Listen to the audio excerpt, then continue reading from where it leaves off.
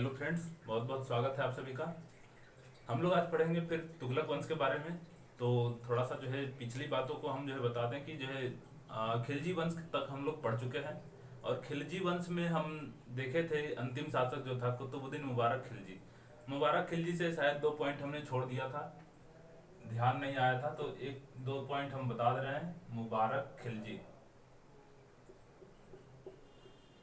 ये जो मुबारक खिलजी है ये जो है उसका बेटा होता है अलाउद्दीन खिलजी का। यह ऐसा शासक होता है, सल्तनत काल का यह ऐसा शासक है जिसने खलीफा के पद को चुनौती दे दी। खलीफा के पद को चुनौती दी, यानी स्वयं को खलीफा घोषित किया था। स्वयं को खलीफा घोषित किया था। पूछा जाता है ये एग्जामों में कई बार कि स्वयं को खलीफा किसने घोषित किया था, तो ये जो है ऐसा व्यक्ति है जिसने स्वयं को खलीफा घोषित किया था। ठीक है। अब इसके बाद अगर हम लोग बात कर गए तो कुतुबुद्दीन मुबारक खिलजी जो कि देवगिरी था, वही रामचंद्र देव वाला, इस देवगिरी का इसने नाम बदला और नाम बदल के रख दिया कुतुबाबाद। कुतुबाबाद, इसका नाम है ना कुतुबुद्दीन मुबारक खिलजी, तो अपने नाम पे कुतुबाबाद रख दिया था। ठीक है। इस चीज को जो है थोड़ा सा ध्यान से समझिएगा। अब इसके बाद की जो बात आती है वो आएगी, हम लोग जो है पढ़ेंगे खिलजी वंश। तो इससे पहले हमने बता चुका है आपको कि इसके जो है इसका एक प्रिय व्यक्ति होता है, सेनापति होता है, क्योंकि इसको जो है हिजड़ों से, नग्न लोगों से, पुरुषों से, स्त्रियों से इसका जो है मतलब कहा जाए तो इसकी दोस्ती ज्यादा अच्छी खासी होती है। तो इसका एक व्यक्ति खुसरौ शाह जो है, ये एक व्यक्ति रहता है जो इसको बहुत प्रिय रहता है। यही इसका हत्या करके स्वयं गद्दी पे बैठ जाता है। और इस खुसरो शाह की जो है मदद, यानी कि उसका उस आशीर्वाद देता है निजामुद्दीन औलिया। ठीक है। हजरत निजामुद्दीन औलिया जो है, ये निजामुद्दीन औलिया इसको देता है। अच्छा, निजामुद्दीन औलिया के आशीर्वाद देने के बाद ये जिससे लड़ता है उस व्यक्ति का नाम रहता है गयासुद्दीन तुगलक। हालांकि उस समय उसका नाम गाजी मलिक रहता है। तो ये जो गाजी मलिक, ये इस निजामुद्दीन औलिया से थोड़ा सा रुष्ट हो जाता है कि उसने जो है उसको, खुसरो शाह को क्यों जो है अपना आशीर्वाद दिया, हमको क्यों नहीं दिया। और यहाँ से इसमें थोड़ा सा इन दोनों के रिश्तों में खटपट सी हो जाती है। ठीक है। तो अब हम लोग इसके बाद अब पढ़ेंगे तुगलक वंश, क्योंकि जो है गाजी मलिक जो है यही गयासुद्दीन तुगलक है और यही खुसरो शाह को मार के अगला वंश की स्थापना करता है। ठीक है। तो हम लोग नेक्स्ट पढ़ते हैं। ठीक, तो इसको हम इरेज करते हैं। ठीक है। अब हमें अगला पढ़ना है किसको, गयासुद्दीन तुगलक को। तो ध्यान रहे कि गयासुद्दीन तुगलक का प्रारंभिक नाम जो है गाजी मलिक रहता है। क्या नाम रहता है? गाजी मलिक। गयासुद्दीन तुगलक 1320 में यह गद्दी पे बैठता है और 1325 में, यानी 5 साल तक इसकी शासनकाल चलती है। इसका जो प्रारंभिक नाम हमने बताया, प्रारंभिक नाम वो है गाजी मलिक। तो ये जो गाजी मलिक है वास्तव में इसी का जो है नाम होता है गयासुद्दीन तुगलक। तो ये जब गद्दी पे बैठता है तो ये अपने नाम के साथ एक उपाधि धारण करता है, और वो उपाधि क्या रहती है? उपाधि होती है गाजी की, क्योंकि इसका नाम गाजी मलिक है। ठीक है। लेकिन ये उपाधि भी एक धारण करता है, जो उपाधि होती है गाजी की। अब आप जानते हैं कि जो गाजी की उपाधि होती है, तो गाजी का अर्थ होता है काफिरों को नष्ट करने वाला, या फिर जो है विनाश करने वाला, काफिरों को मारने वाला। और काफिर का अर्थ होता है गैर मुस्लिम। ठीक है। तो ये पहला ऐसा शासक रहता है सल्तनत काल का जिसने गाजी की उपाधि धारण की थी। इस बात को आप समझिएगा। उसके बाद आपको बताते हैं 2 पॉइंट की, ये जो तुगलक वंश का ये जो गयासुद्दीन तुगलक है, जब गयासुद्दीन तुगलक अपना जो है गयासुद्दीन के नाम से भी गद्दी पे बैठता है और ये उपाधि लेता है। इस चीज को समझिएगा। दूसरी बात की जो है गयासुद्दीन तुगलक खिलजी के समय में, अलाउद्दीन खिलजी के समय में ये उत्तर पश्चिम प्रांत यानी कि जो है आपका मुल्तान वाला जो है हिस्सा है पाकिस्तान वाला, तो उत्तर पश्चिम प्रांत का ये क्या रहता है उस समय गवर्नर रहता है यानी कि सूबेदार रहता है। ये उस समय गवर्नर रहता है यानी सूबेदार। तब ऐसी परिस्थिति में जो ये गवर्नर होता है तो करता क्या है कि इधर बार बार आक्रमण करते हैं मंगोल। हमने बताया तो नहीं है लेकिन हम आपको बता रहे हैं कि जो अलाउद्दीन खिलजी है उसके समय कुल 6 बार मंगोलों ने आक्रमण किया था। इसी तरह कुतुबुद्दीन मुबारक खिलजी के भी समय में जो है 4 से 5 बार आक्रमण हुए थे मंगोलों का। तो ये हर बार मंगोलों के आक्रमण को विफल करता है, ठीक है। इससे पहले जो है कई बार जो है ये मंगोलों के आक्रमण को विफल कर चुका था। तो ये मंगोल के आक्रमण को विफल करने वाला सबसे ज्यादा बार ये ऐसा शासक होता है, यानी कुल 29 बार ये मंगोलों के आक्रमण को विफल करता है। तो सबसे ज्यादा पूछा जाता है कि सर्वाधिक बार मंगोलों के आक्रमण को विफल करने वाला जो है दिल्ली सल्तनत का शासक कौन था, तो ये गयासुद्दीन तुगलक। 29 बार इसने मंगोलों के आक्रमण को विफल किया था। जब ये गद्दी पे बैठता है तो ये दिल्ली की जनता के लिए आसपास के क्षेत्रों में जो है नहर वगैरह की व्यवस्था की करवाता है, नहर खुदवाता है, ठीक है, नहर की व्यवस्था करवाता है सिंचाई के लिए। तो नहर खुदवाने वाला जो है पहला शासक यही रहता है। वो भी कौन सी, दिल्ली सल्तनत की केवल बात हो रही है, पूरे इतिहास की नहीं। दिल्ली सल्तनत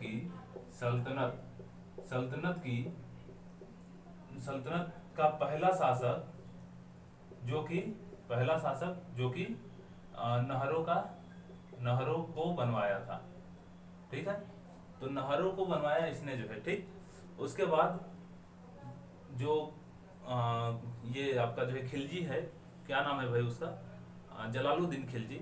तो जलालुद्दीन जो खिलजी है, जलालुद्दीन नहीं, अलाउद्दीन खिलजी जो होता है वही जिसने जो है मार्केट व्यवस्था को बहुत तंदुरुस्त किया था। तो अलाउद्दीन खिलजी ने डाक प्रथा का भी प्रचलन करवाया था। सैनिकों को चूंकि जो है अपने घरों की याद आती थी तो उनको जो है थोड़ा सा जो है सपोर्ट, उनका मनोबल स्थिति जो है सही करने के लिए डाक व्यवस्था की उसने जो है शुरुआत करवाई थी सल्तनत काल में। पहला वो शासक था कौन, अलाउद्दीन खिलजी, जो कि डाक व्यवस्था शुरू करवाया था, ठीक। वो भी केवल सैनिकों के लिए था। तो उसी डाक व्यवस्था को इसने और बढ़ा दिया, ठीक है। तो डाक व्यवस्था को और सुदृढ़ करवा दिया, डाक व्यवस्था को और सुदृढ़ करवाया। वैसे हम आपसे पूछे कि भारत में जो है आधुनिक समय में डाक व्यवस्था किसने चालू किया था, तो आप बताएंगे कि भारत में सबसे पहले जो है डाक व्यवस्था, वैसे तो रॉबर्ट क्लाइव ने सैनिकों के लिए शुरू की थी, लेकिन जो है ऐसा माना जाता है कि वारेन हेस्टिंग्स जो कि पहला डाक घर जो है स्थापित किया था कहाँ पे, कलकत्ता में 1784 में पहला डाकघर, ठीक है। उसके बाद अगर हम जो है बात करेंगे आपसे कि सबसे पहले भारत में डाक टिकट कब किस गवर्नर के समय हुआ है, तो ये भी बता दूं आपको कि लॉर्ड डलहौजी के समय, ठीक। खैर वो यहाँ की बात नहीं है। डाक व्यवस्था सुदृढ़ करवाया किसने, गयासुद्दीन तुगलक ने। अब हम जो है देखेंगे गयासुद्दीन तुगलक दिल्ली में ही एक जो है नगर बसाता है जिसका नाम है तुगलकाबाद, एक नगर कहाँ, दिल्ली में, जिसका नाम क्या है, तुगलकाबाद। और इसी तुगलकाबाद जो है, जो नगर है, इसी तुगलकाबाद में एक जो है किला बनवाता है, फोर्ट बनवाता है। इस किले में जो वो किला है उसका नाम होता है 56 कोट का किला, 56 कोट किला। तो पूछा जाता है 56 कोट किला कहाँ है, तो दिल्ली में है। दिल्ली में कहाँ, तुगलकाबाद जो है जो नगर है वहीं पे। तो तुगलकाबाद में इसने जो है, तुगलकाबाद कहाँ है, तो दिल्ली में ही है। तो इसके से मेन पॉइंट यही है, देखिए गाजी की उपाधि धारण करने वाला पहला शासक होता है, गाजी की उपाधि धारण करता है और गयासुद्दीन तुगलक के नाम से गद्दी पे बैठता है। दूसरी बात अगर हम बात करें तो उत्तर पश्चिम प्रांत का ये गवर्नर होता है। इस कारण जो है ये मंगोलों का आक्रमण सबसे अधिक बार रोका रहता है, कुल 29 बार आक्रमण रोका रहता है। सल्तनत काल का ये पहला शासक होता है जो नहरों की जो है व्यवस्था करवाता है और डाक व्यवस्था को ये सुदृढ़ करवाता है, जो कि डाक व्यवस्था अलाउद्दीन खिलजी ने शुरू की होती है। ये एक नगर भी बसाता है जिसका नाम होता है तुगलकाबाद और उसमें एक जो किला बनवाता है, उस किले का नाम है 56 कोट। एक इतिहासकार है बर्नी, वो जो है बताता है कि गयासुद्दीन जो तुगलक है इसके राजत्व का सिद्धांत रस्म ए मियान था। रस्म ए मियान, इसका मतलब कि जो है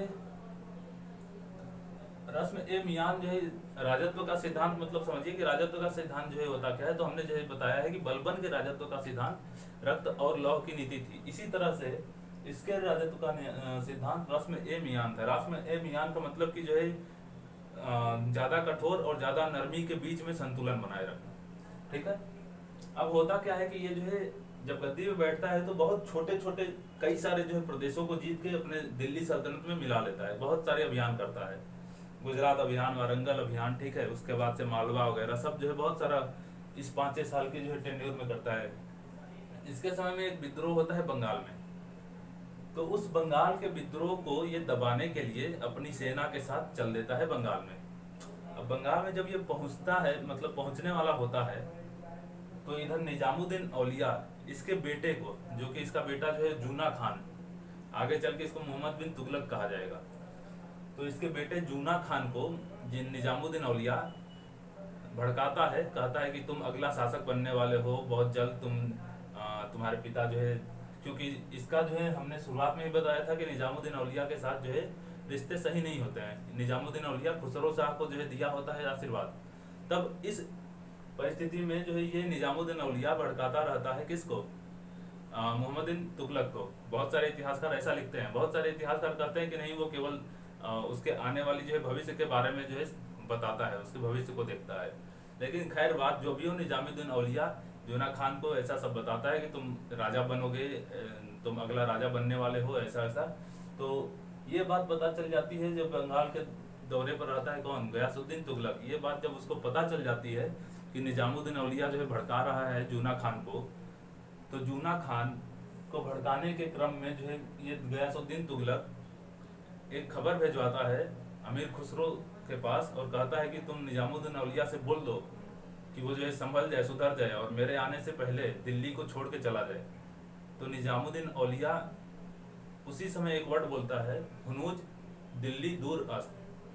तो तभी से ये कहावत निकल गई है कि दिल्ली अभी दूर है, ठीक है। तो निजामुद्दीन औलिया दिल्ली तो छोड़ के नहीं जाता है, लेकिन ये जब बंगाल से वापस आता है विद्रोह दबा के, तो वही तुगलकाबाद में जूना खान जो है वो एक लकड़ी का महल बनवाया रहता है और उसके जो है ठाठ बाट व्यवस्था की जो है पूरी कार्यक्रम जो है वहाँ पे चलती है, नाच गाना चलता है।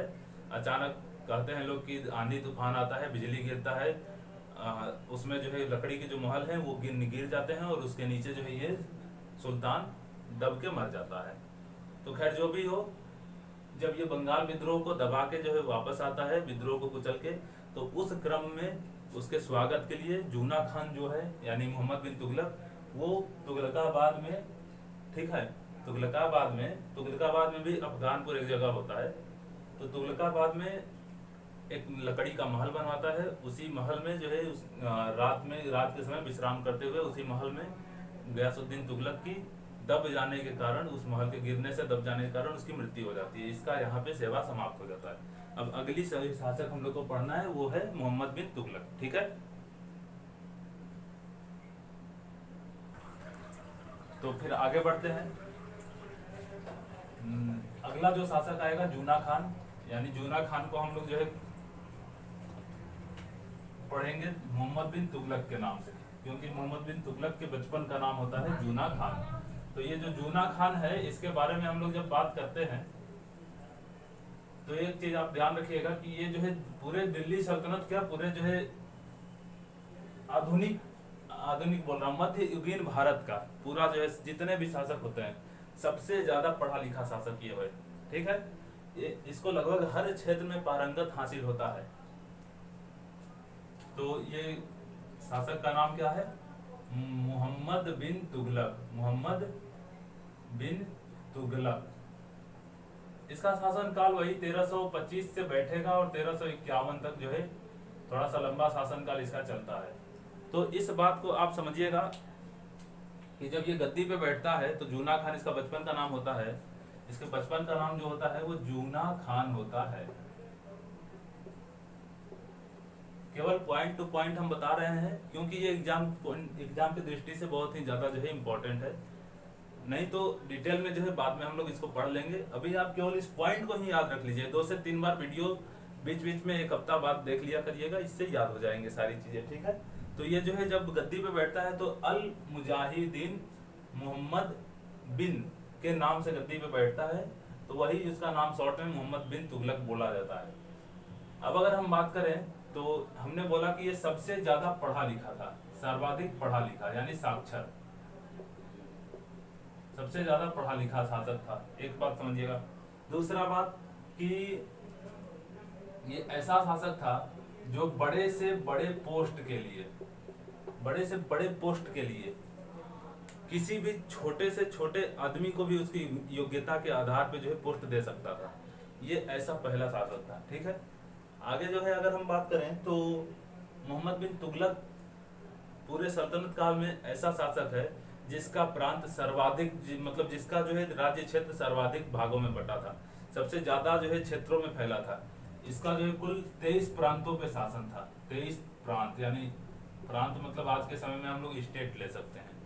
तो इसका जो है क्योंकि अलाउद्दीन खिलजी ने बहुत सारे अभियान करके जीत लिए थे और इसका पिता जो था गयासुद्दीन तुगलक उसने भी कुछ एक्स्ट्रा जो है इसमें राज्य जीत लिए थे, तो इन सब राज्यों के जो है तहत इसको एक बहुत बड़ा भूभाग मिल गया था। तो ये सवाल पूछा जाता है कि पूरे सल्तनत काल में सर्वाधिक क्षेत्र पर राज्य करने वाला शासक कौन है, तो वो है मोहम्मद बिन तुगलक। अब जो है हम लोग जानते हैं इसको जो है कि इसकी जो है कुछ योजनाएं थी वो अभी हम लोग पढ़ेंगे जो कि असफल हो जाती है, और बहुत सारी इसकी दूरदृष्टि को लोग समझ नहीं पाते हैं, तो इसको जो है लोग विभिन्न नामों से बोलते हैं। इसको अन्य नामों से भी जाना जाता है, अन्य नाम क्या क्या नाम है इसका, तो इसको जो है बोला जाता है रक्त पिपासु, रक्त पीने वाला। दूसरा इसका नाम है पागल बादशाह, पागल बादशाह। तीसरा इसको बोला जाता है अधर्मी। चौथा इसको जो है और बोला जाता है विरोधी मिश्रणों का, विरोधी तत्वों का मिश्रण, विरोधी तत्वों का मिश्रण। इसे बोला जाता है धनवानों का राजकुमार, धनवानों का राजकुमार। इसे बोला जाता है अभागा राजा, भोंदू राजा। इस तरह बहुत सारे नाम हैं इसके, ठीक।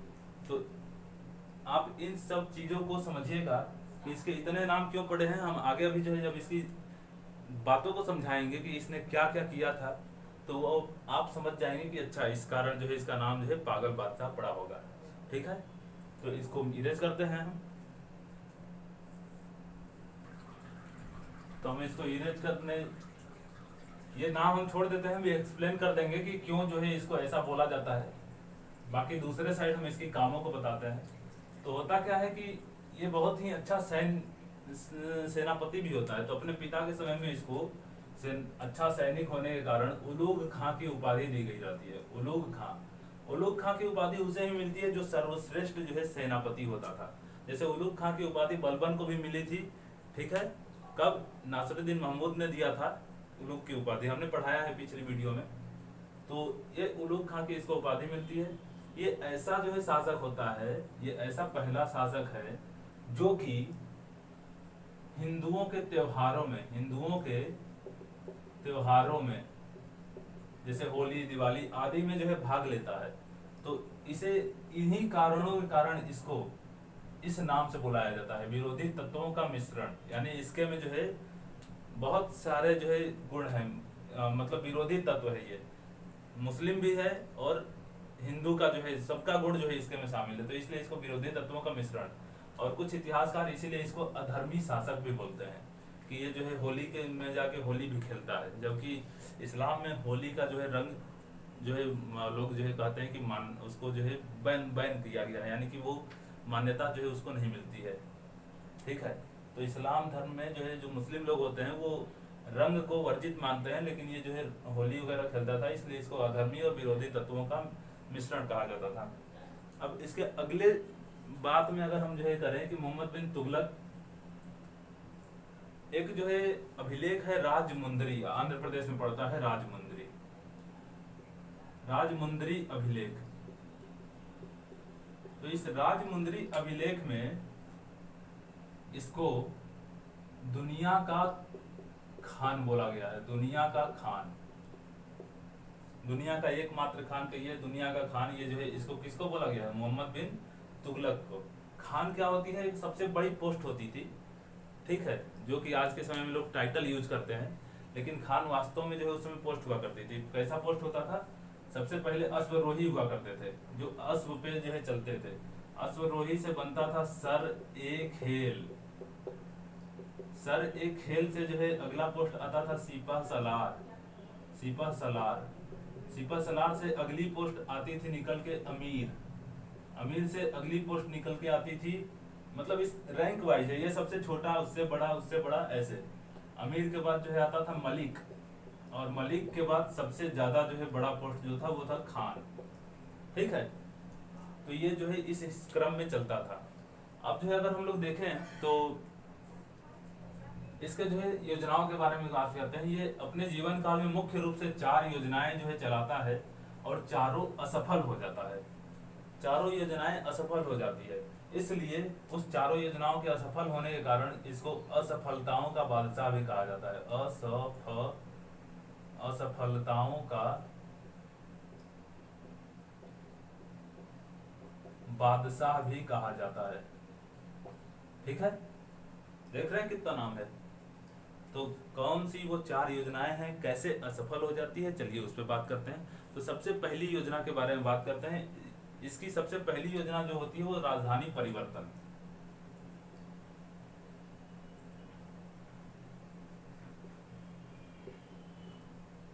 ठीक है। राजधानी अपना ट्रांसफर कर देता है, कहां से कहां?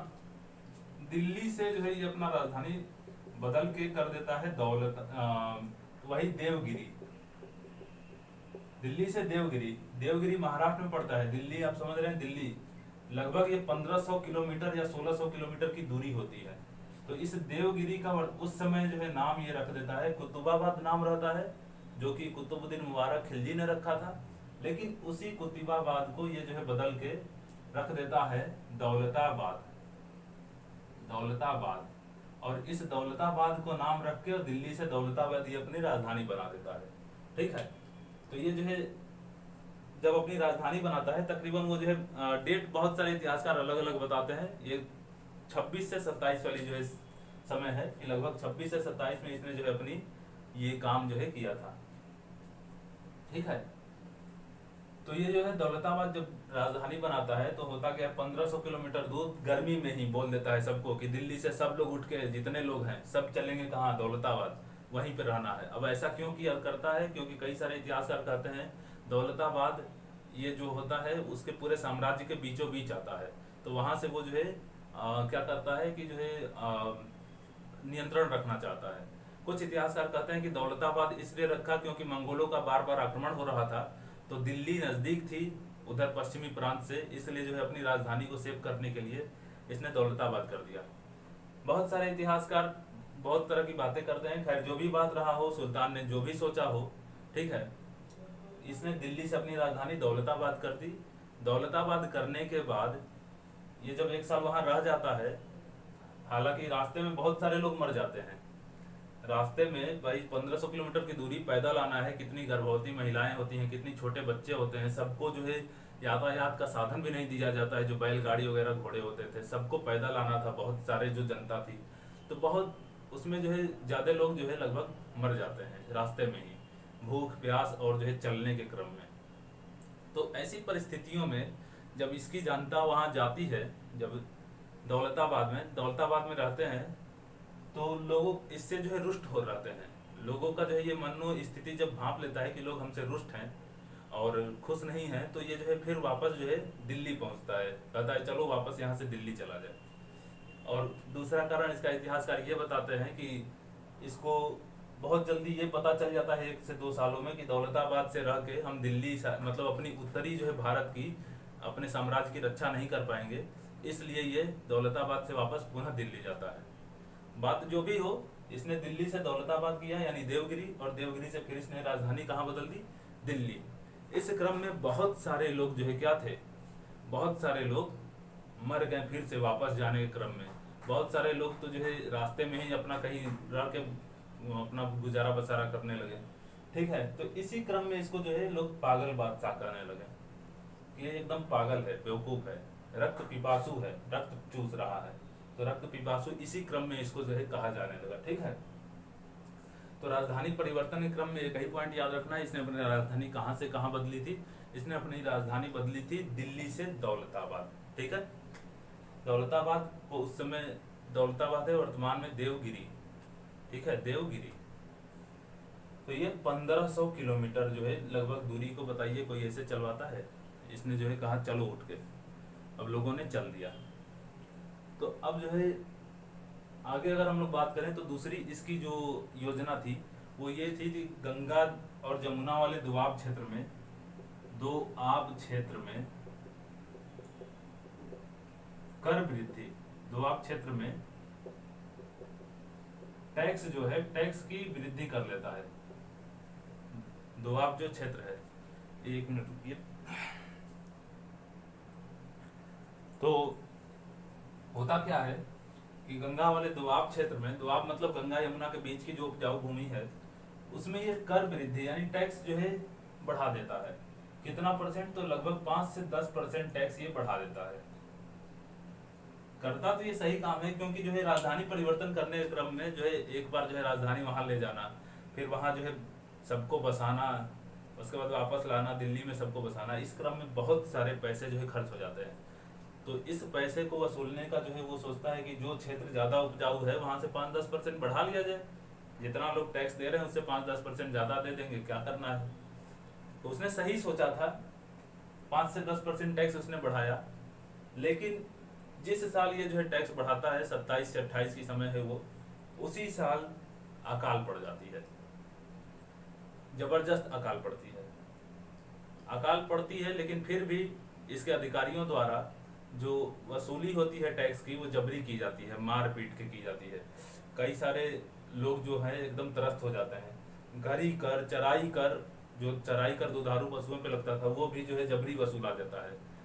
अब ऐसी परिस्थितियों में ये अकाल इस साल तो पड़ी ही पड़ी, अगले साल भी पड़ गई। तो ये 2-3 साल लगातार अकाल पड़ी और ये टैक्स जबरी वसूला गया। तो इस क्षेत्र के किसानों ने अपने खेतों के फसलों, खरीफ फसलों को जला दिया। और ये सब, और जलाने के बाद जो है जो राजस्व वसूलने आते थे उनको जो है मार दिया गया। किसानों ने उनको मार दिया और विद्रोह करने लगे। जब ये सब बात सुल्तान को पता चली कि हमारे जो है कर बढ़ाने के बाद उधर अकाल पड़ी हुई है, उसके बावजूद भी जो है क्या हो रहा है, टैक्स वसूला जा रहा है जबरी करके, इतना यातनाएं देके, तो उसने जो है एक विभाग बनवाया, अमीर ए कोही, अमीर ए कोही, अमीर ए कोही नामक एक विभाग बनवाया। अब इस अमीर ए कोही जो विभाग थी ये कृषि विभाग से संबंधित, यानी आज की जो है कृषि डिपार्टमेंट जो मिनिस्ट्री है ना, कृषि विभाग को देखती है, वो यही थी। अमीर ए कोही जो है किससे संबंधित था? कृषि से संबंधित था। ये करता क्या था? किसानों को खेती करने के लिए लोन देता था। उस लोन का नाम था सोनधर। तो ये किसानों को सोनधर नामक लोन देता था कि भैया जो है, जो भी हमारे जो है अधिकारियों ने या फिर कर्मचारियों ने तुमसे बदसलूकी की है, जबरी वसूल किया है, ये लो, तुम पहले ये लोन लो, तुम आराम से चुकाना, लेकिन अपनी खेती बाड़ी को सही से जो है पहले सुचारू रूप से चलाओ उसको, क्योंकि पैदावार नहीं होगी तो लोगों को खाने के भी लाले पड़ जाएंगे। ठीक, तो ये अमीर कोई विभाग की स्थापना किया और सोनधर नामक जो है ऋण की व्यवस्था जो है उपलब्ध करवाई।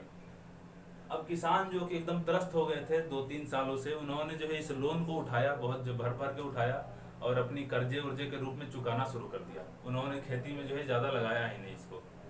अब इस व्यवस्था और इसको जो है ये जो है सुल्तान मोहम्मद बिन तुगलक था, इसने ऐसी कोई व्यवस्था ही नहीं करवाई थी कि जो है हमने लोन दे दिया तो उसका सही उपयोग हो रहा है देखा दे। वो लोन दे के छोड़ दिया, तो लोगों ने जो है, किसानों ने उसका दुरुपयोग करना शुरू कर दिया। अपना जो है विलासिता की चीजें जो है खरीदने में लग गए, या फिर जो भी जो है लोग आए वगैरह, मतलब जो है ऋण वगैरह लोन वगैरह लिए थे वहां पे वो लोग अपना चुकाने लगे इस लोन को उठा के। जैसा कि आज भी वास्तव में देखा जाता है, सरकार जो है आती है चुनाव के समय में लोन माफ करना वाला होता है सिस्टम, कि जितने किसान लिए हैं लोन माफ हो जाएगी। तो उस समय जो है किसान और खास करके चुनाव से 1 साल पहले अच्छे खासे लोन ले लेते हैं। लोग जानते हैं कि अगले साल जो भी सरकार आएगी, अगर चेंज होगा तो माफ हो जाएगा, होता भी है। तो वही सिस्टम थी। तो ये सवाल इंपॉर्टेंट है। अमीर को ही विभाग, एक नया विभाग बनवाया गया था कृषि से संबंधित। वो किसने बनवाया था? मोहम्मद बिन तुगलक ने। तो किस कंडीशन में बनवाया था ये आपको पता चल गया होगा। अब आगे बात करते हैं, द्वाब में जब कर वृद्धि किया तो इसका ये भी योजना जो है असफल हो गई। क्यों असफल हो गई? क्योंकि जो है अकाल पड़ गई। 5 से 10% जो मिलना था वो मिलने के बजाय बल्कि उसको और जो है देना पड़ा। तो यहाँ से उसका कोष खाली हो गया राजधानी परिवर्तन करने से। यहाँ से भी इसकी राजकोष खाली हो गई। खाली होने का मतलब एकदम कंगाल नहीं हो जाना। जितना जो है उपलब्धता होनी चाहिए राजकोष में, उसके अकॉर्डिंग उतनी उपलब्धता हो नहीं पाई, ये होता है। तो हमने इसके नामों पे भी आपको बताया कि रक्त पिपासु क्यों कहते हैं, पागल बादशाह क्यों कहा जाता है, अधर्मी विरोधी तत्वों का मिश्रण क्यों कहा जाता है, अभागा राजा इसलिए क्योंकि इसका जो है साथ ही नहीं दिया, असफलताओं का बादशाह क्योंकि जितनी योजनाएं चलाएगी सब असफल हो जाएगी, एक बचेगा धनवानों का राजकुमार, वो अगले वाले जो है योजना में आ जाएगा। ठीक है, तो अभी डिस्क्राइब करते हैं उसको, अभी बताते हैं। तो हम लोग बात करते हैं आगे की।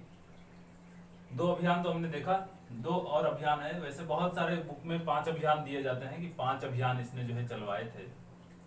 ठीक है, खैर मुख्य रूप से जो है 4 ही अभियान है, 5 अभियान दिया जाता है, कोई मतलब नहीं है 4 हो 5 हो। इसकी बातों को आप समझिएगा कि क्या क्या जो है काम इसने करवाया था। तो तीसरा जो अभियान था वो ये था कि जब इसने देखा कि राजकोष में जो है कमी होने लगी, ठीक, और उस समय पूरे विश्व में चांदी की भी कमी हो गई थी। 14वीं शताब्दी में पूरे विश्व में चांदी की कमी हो गई थी, खासकर भारत में तो और ज्यादा। तो चांदी की कमी और खजाने पे जो है बोझ पड़ा, इस कारण इसने सांकेतिक मुद्रा का प्रचलन चलाया। सांकेतिक मुद्रा का प्रचलन किया, यानी चलन किया। सांकेतिक मुद्रा का चलन का सीधा अर्थ समझिए कि एक सिंबॉलिक करेंसी इसने चलाई। कहने का मतलब कि जो है आप चांदी के सोने के सिक्के लेके आइए और आंटी जी बुला रही है, आंटी जी बुला रही है।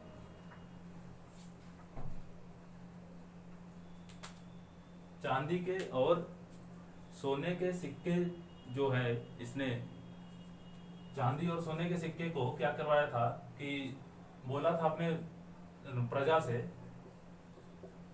कि आप लोग जो है जितने चांदी के सोने के सिक्के सबको लेके आइए और हमारे यहाँ से कांसा के सिक्के लेके जाइए, जिसका दाम उतना ही रहेगा जितना कि चांदी और सोने के सिक्के का दाम है। ठीक है, जिसका दाम उतना ही रहेगा। कहने का मतलब सांकेतिक मुद्रा का प्रचलन करवाया।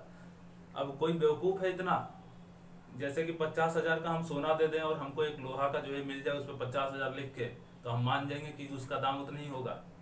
लोग भी उतने बेवकूफ नहीं थे उस समय। लोगों ने क्या किया कि सेम उसी तरह का सिक्का, यहाँ की 2 बातें मिलती हैं, अभी हम आपको समझाते हैं। कांसा का सिक्का बताता है फरिश्ता, एक जो है इतिहासकार रहता है, और बहुत सारे इतिहासकार इस कांसा के सिक्कों को मानते हैं कि उसने सांकेतिक मुद्रा का जो प्रचलन करवाया था उसमें कांसे की मुद्रा थी। लेकिन एक इतिहासकार बर्नी है, बर्नी ने जो है इस कांसे की जगह बोला था तो कांसे का नहीं तांबे का सिक्का चलाया था। ठीक है, तो इस पे विवाद का विषय होता है तांबे या कांसा। तो बहुत सारे किताबों में कांसा दिया है, एनसीईआरटी में भी कांसा ही दिया है। ठीक है, तो इस चीज को आप हम जो है लेके चलेंगे कि कांसा का ही जो है ये बात करता है। ठीक है, अब आगे बात करें तो ये जो है कांसे की जो है सिक्के जिसने चलवाई थी, तो अब जो है हम ये बता रहे थे कि कोई बेवकूफ तो है नहीं। लोगों ने क्या किया कि अपने घरों में जो है जाली सिक्के छापना शुरू कर दिया। कोई विशेष उसमें आकृति या फिर जो है कोई विशेष डिजाइन वगैरह भी नहीं दी जाती थी, बहुत आराम से इसकी कॉपी की जा सकती थी। तो जो है बर्नी लिखता है कि इस समय जो है हर एक घर जो है टकसाल से भर गए थे, हर एक घर में टकसाल खुल गया था। लोग जो है करते क्या थे कि तांबे के जो भी बर्तन होते थे या फिर कांसे के वगैरह के जो भी जो है चीजें होती थी उनको गला के जो है लोग सिक्का बना डालते थे। ठीक है, तो इस चीज को आप ध्यान रखेंगे। सांकेतिक मुद्रा का इसने प्रचलन चलवाया था। ठीक है, सांकेतिक मुद्रा का प्रचलन चलवाया तो इस क्रम में सबके पास जो है पैसा होने लगा, और ये जो नकली पैसा थी ये बाजार में इतना ज्यादा इसकी भरमार हो गई, इस नकली पैसों की बाजार में इतनी ज्यादा भरमार हो गई कि जो है फिर आगे चल के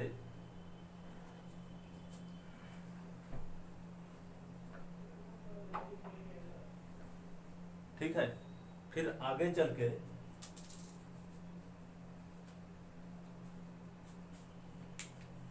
नकली सिक्कों की इतनी ज्यादा भरमार हो गई कि आगे चल के जो है इसने फिर आदेश दिया कि ऐसा है, आप लोग अपना सिक्का लेके आइए जो बाजार में हमने जो है चलवाया था, और हमारे खजाने से चांदी उंदी के सिक्के वापस लेके जाइए।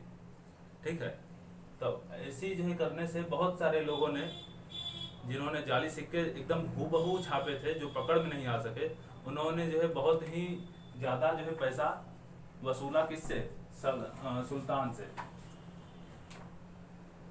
एक मिनट रुकिए भाई।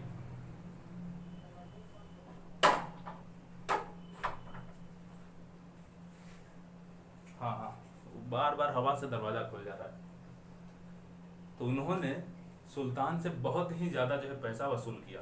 अब इन परिस्थितियों में जो है, इसीलिए इसको बोला जाता है धनवानों का राजकुमार। जिसके पास अकल थी, जिसके पास जो है इस कांसे तांबे की बर्तन थी, उन्होंने जो है सबने क्या किया, पूरा भर भर के जो है झोली इसको पैसा इससे लेके वापस चले गए।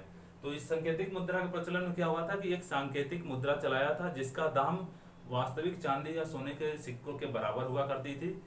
इसने जो है पहले चांदी के सिक्के मार्केट से उठवाए और उसी के बराबर जो है क्या किया, सांकेतिक मुद्रा चलवाया। लेकिन लोगों के पास जब वो मुद्रा आई तो लोग जो है उसका दुरुपयोग करने लगे, बहुत सारी चीजें नकली सिक्का बना के लोग खरीदने लगे। तो बहुत ज्यादा जो है जब पैसा हो जाती है मार्केट में तो वस्तु जो होती है उसके रेट बहुत हाई होने लगते हैं, महंगाई जो है बहुत ज्यादा हो जाती है, तो मार्केट व्यवस्था एकदम गड़बड़ा गई। तब जो है इसने फाइनली जो है बोला कि जो पैसा हमने चलवाया था उसको वापस लाइए और जो है चांदी के सिक्के लेके जाइए। ठीक है, तो ये भी योजना इसकी असफल रह गई। चौथा योजना थी खुरासान अभियान। खुरासान अभियान, खुरासान एक जगह पड़ता है अफगानिस्तान साइड में। तो इस खुरासान पे जो है आक्रमण करने का एक अभियान बनाया था, क्योंकि जो है वहां पे तरमासरीन करके एक शासक हुआ करता था, वो बार बार आक्रमण करता था। ठीक है, अब हुआ क्या कि खुरासान अभियान के आक्रमण के लिए इसने सबसे पहले एक बड़ी फौज तैयार की। लगभग 3,75,000 लोग जो है 3,75,000 लोग सैनिक इसने भर्ती किए। इन सैनिकों को और तो और 1 साल का वेतन भी दे दिया, 1 वर्ष का सीधे इकट्ठे उठा के वेतन दे दिया कि ये लोग जो है और जी जान लगा के मेहनत कर सके। और जब जो है अभियान यानी आक्रमण करने की बारी आई तो वहां पे सत्ता परिवर्तन हो गया। खुरासान में सत्ता परिवर्तन होगी। सत्ता परिवर्तन होने के बाद इसके जो है मित्र शासक ही वहां पे जो है बैठ गए। तो अब भाई मित्रों पे तो जो है आक्रमण किया नहीं जा सकता है, तो इसने जो है आक्रमण जो है वहां पे छोड़ दिया, वहां पे आक्रमण नहीं किया। लेकिन वही आक्रमण इसने जो है फिर कराची की ओर भेज दिया। ये जो है खुरासान पे न भेज के कराची पे भेज दिया कि जो है कराची पे जो है जाइए आप लोग आक्रमण करिए। तो ये जो कराची अभियान जो है लोग करते हैं, तो यही वाली जो कराची अभियान होती है, इस कराची अभियान पे जो है पहाड़ी एरिया में भेजता है। ये तिब्बत वाला एरिया होता है कराची। तो जब पहाड़ी एरिया में सैनिक जाते हैं तो न तो जो है कोई राज्य क्षेत्र जीत पाते हैं, बल्कि इनके पास जो खाने पीने की राशन और भी जो अस्त्र शस्त्र होते हैं वो सब जो है भटक जाते हैं बेचारे। बर्नी लिखता है कि केवल 3 ही सैनिक इतने सैनिक में से वापस आ पाते हैं, बाकी कहाँ कहाँ गुम हो जाते हैं पता नहीं चल पाता है। एक तो पहाड़ी एरिया पे इनको जो है लड़ने की ट्रेनिंग भी नहीं दी गई होती है, तो बहुत ज्यादा लोग जो है वहीं पे मृत्यु को प्राप्त हो जाते हैं। तो इस तरह से इसकी 4 योजनाएं जो है ये पूरी रूप से असफल हो जाती हैं। ठीक है, तो आज यहीं पे रुकते हैं। नेक्स्ट वीडियो में यहाँ से स्टार्ट करेंगे और जो है फिर फिरोज शाह तुगलक और लास्ट शासक पे जाके हम लोग खत्म कर देंगे। ठीक है, धन्यवाद।